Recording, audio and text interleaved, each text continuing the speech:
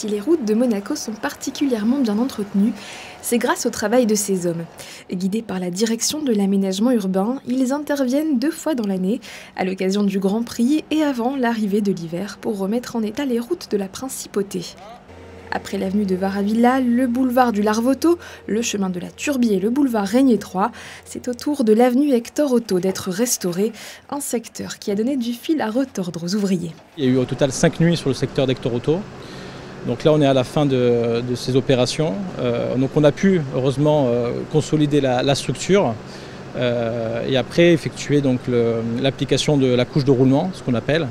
Et ce soir on est en train de finaliser avec des plateaux ralentisseurs, notamment pour sécuriser les traversées piétonnes au niveau des passages au droit de l'école, des Révoirs et un peu plus haut donc sur l'avenue. Des travaux réalisés exclusivement de nuit pour limiter l'impact sur la circulation, particulièrement dense en journée, mais pas que. Il y a aussi une raison technique qu'il faut savoir, c'est que les enrobés ils sont appliqués à une température de 150 degrés.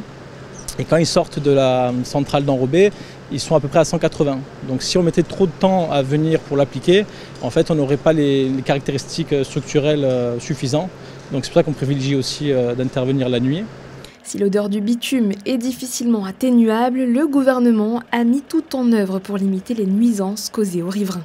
On essaye dans la mesure du possible de mettre en place des dispositifs pour atténuer l'émergence de bruit, donc avec des groupes électriques, avec des panneaux acoustiques aussi au droit des interventions de travaux.